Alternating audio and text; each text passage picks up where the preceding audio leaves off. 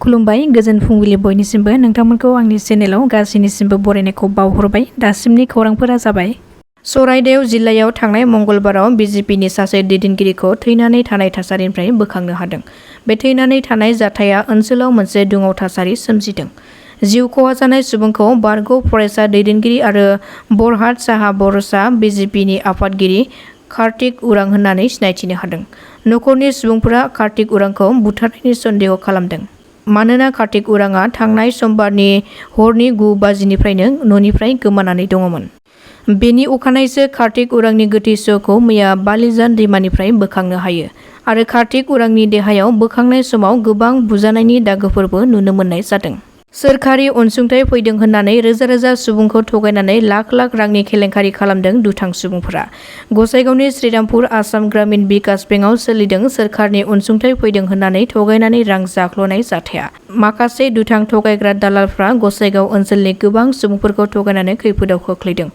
अजद होनाय बादिब्ला थमास गयारि आरो रनेन हाज'वारि मुंनि बिसोर सानै सुबुङा गामि गामि थांनानै नखर नखर हाबनानै सुबुंफोरखौ नोंथांनि मुङै 15,000 रां सोरखारनि अनसुंथाइ फैदों होननानै थगायनानै गोनां भटार कार्ड, पेन कार्ड, आधार कार्डफोरखौ लानानै गासिबो गोनां डकुमेन्टसफोरखौ दिलीप नार्जारी मुंनि सुबुंनो हैदोंमोन।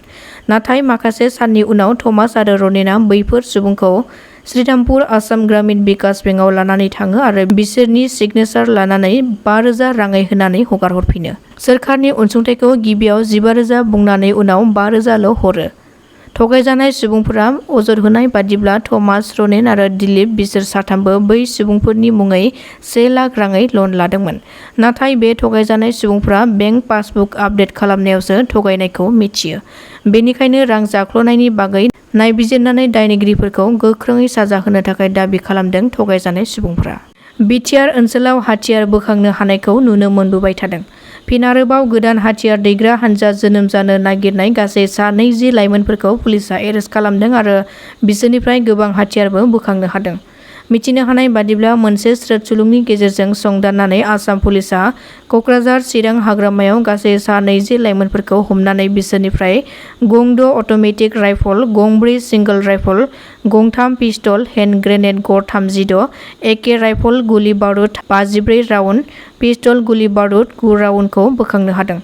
पुलिस बिफाना फोरमायथिनाय बादिब्ला बिसोरो थांनाय 3-4 दाननिफ्रायनो गोदानै हाथियार दैग्रा हानजा दानो नाजागासिनो दङमोन। उफ्रा बिसायख'थिया खाथि सफैनाय लोगो लोगो इउपिपिएल दोलोआव गोबां सुबुंफोरा जयेन जानायखौ जों नुनो मोनबोबाय थादों। मैयानि सानावबो बिजनीआव प्रमद बर'नि नुजाथिनायाव गुनो, सुरखा आरो बिपिएफ दोलोनि आरो गुबुन गुबुन दोलोनि सा 80 सुबुंफोरा इउपिपिएल दोलोआव आखाइ हमफैदों। उदालगुरि जिल्लानि माजबाद पुलिसआ गुबुन गुबुन अपारेसन खालामनायनि गेजेरजों गोबां बिबांनि गान्जा आरो गं 2 मटर साइकेलजों लोगोसे सासे फालांगिखौ हमनो हादों।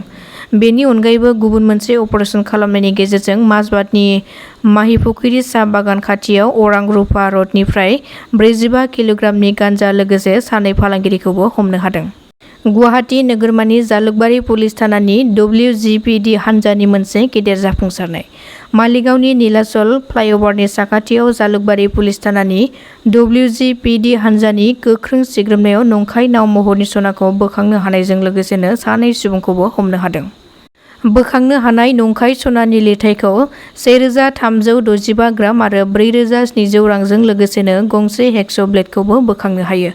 हमजानाय सानै सुबुंखौ बनारसनि आहमेद 28 बोसोर बैसोनि आरो गुबुन सासेखौ मुगलसरायनि रहिस आहमेद 40 बोसोर बैसोनि होननानै सिनायथिनो हादों। गोबां सुबुंफोरनिफ्राय YBY आ लाख लाख रां लुथिनायनि थाखाय YBY ट्रेडिं एपनि बेरेखायै आसाम पुलिसआ केस रेजिस्टार खालामबाय। दासिमनि खौराङा एसेनोसै। गोजोन्थों।